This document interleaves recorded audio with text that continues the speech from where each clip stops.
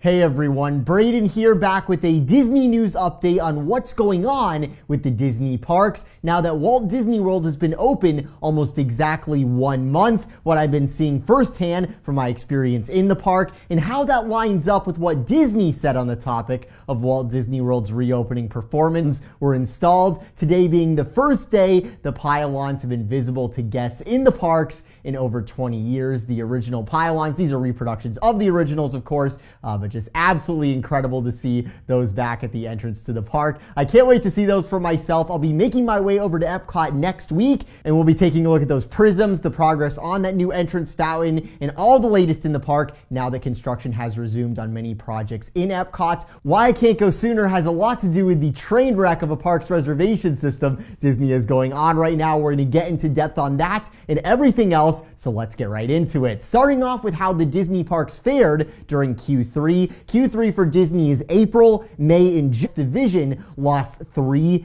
billion, which makes sense. All the domestic parks were closed. All that was offsetting those losses was Shanghai and Hong Kong, which opened during the quarter, and eventually Hong Kong actually had to close again due to a government order there. And more interestingly, now that Walt Disney World is back open, all eyes are on Q4, the financial period we are currently in, with a lot of people wondering how the parks could possibly be turning a profit when most of the day it looks like a ghost town at somewhere between 20 to 30% of normal guest capacity during this physical distancing situation. And that's how many reservations Disney's allotting for the parks each day. That's not how many people are showing up. Some people get reservations and then they don't show up. And also some of the reservations aren't even used. No one actually booked them. So you're probably talking closer to 15%, maybe even 10% guest capacity on some days in the park. As far as the percentage of how many guests are in the park versus what it's capable of handling, CEO Bob Chapek has previously said they will not reopen a park unless it yields a net benefit on their balance sheet. And there has been much speculation, how can Disney possibly be making money at Walt Disney World when most parts of the parks, most of the day, it looks like there are more cast members than guests. Just the labor cost of running Walt Disney World alone, you're talking hundreds of millions of dollars.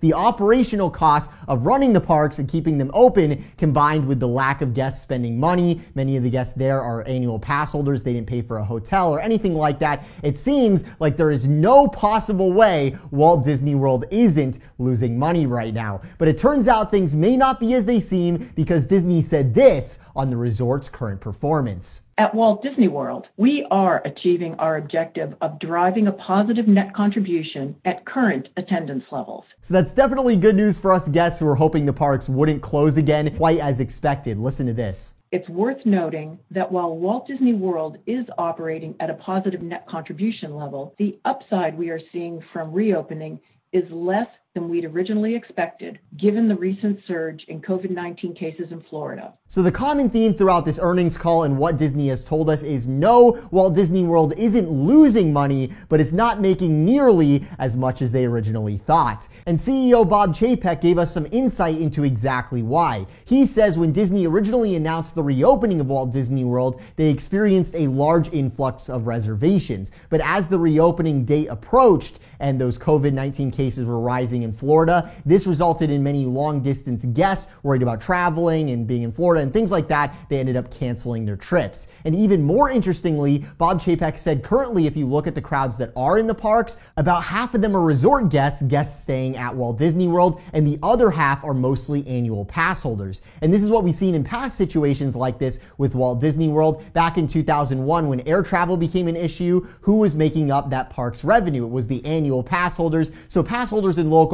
have always been good at helping the parks bounce back when people from further away are having a hard time getting down. But I have to say, pass holders aren't too happy right now, including myself a bit. If you don't know, to go to Walt Disney World right now, you can't just show up at a park. You actually have to make a reservation for the park you want to go to and on what day you want to go. You have to book that in advance. And if you look at the calendar, if you go and buy a regular ticket at the gate, or you already have a single day ticket or a ticket package or something like that, it's all open and you can book those those days. If you're a resort guest, it's all open. If you're staying on property, you're all good. If you're an annual pass holder though, good luck getting a reservation. Right now for pass holders, all you can get for the rest of August is Epcot, and those days are quickly vanishing. The next closest Hollywood Studios reservation on a weekend for annual pass holders is 2 months from now. It's a crazy situation where annual pass holders who, in my case, I paid $1,200 specifically for the pass that promises no blockout dates, being able to go to the parks whenever, unlimited access to the parks.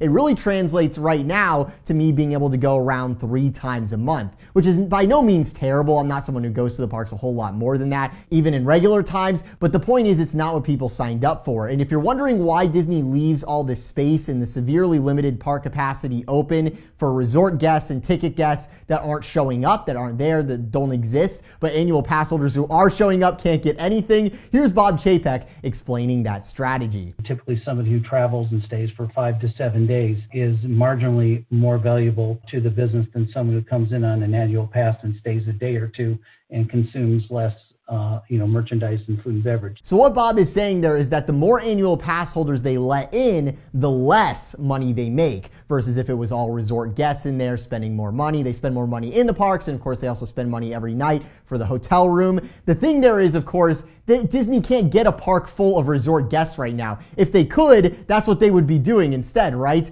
The room rates aren't that great right now. The parks are only open 10 hours a day. Disney's about to cut all the parks' hours again. Epcot was the only park since reopening that was open after dark. It's losing 2 hours now, so now it's only going to be open till 7 p.m. instead of 9 p.m. Same with Animal Kingdom. It's getting cut by 2 hours. Hollywood Studios and the Magic Kingdom are both about to lose an hour as well, which is crazy to think about. Magic Kingdom being open in the summer 9 hours. Think about just a few years ago when it used to be open till 9 a.m. to 1 a.m. And that was like a normal summer night at the Magic Kingdom. Even before COVID-19, Disney's been severely cutting down on the hours of the parks, likely because you have to pay people to actually work those hours, right? It's a labor-related thing, and not really something cool that Disney's been doing lately. On top of the cuts in hours, you also have no fireworks, as well as the fact that Disney's been saying a lot of guests traveling are worried about COVID-19. So when you put all these factors together, I get why Disney's trying to keep things as open as possible for the guests that are willing to spend more money, so the resort guests have all these reservations available. But the thing is, those guests spending more aren't showing up in the levels Disney expected. And they claim it's all just because the cases of COVID-19 in Florida went up.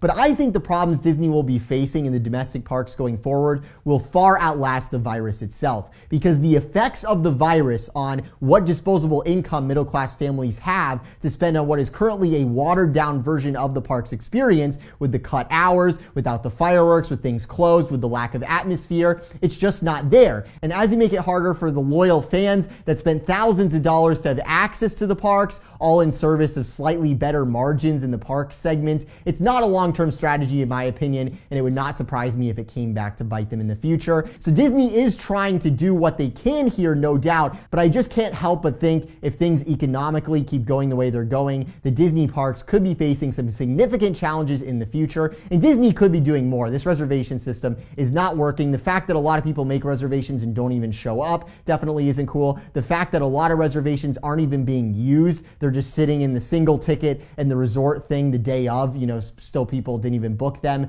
You're looking at a situation where Disney could theoretically put in 25%, 30% capacity. That's how many guests could be in the park, in which case you'd have 10,000, 11,000, 13,000 people in each park. But instead, some days, on the weekend, you're seeing somewhere around 5,000 people in one park, which might sound like a lot to you, but that is tiny for a Disney park. So when you think of it that way, it seriously is a miracle. I don't even know how it's possible that Walt Disney World isn't losing money. It is good to hear that they are profitable. One thing we haven't mentioned, Disney said during the earnings call they furloughed over 100,000 cast members at the parks, and they say many are back, but really many are still furloughed, many cast members, especially part-time workers.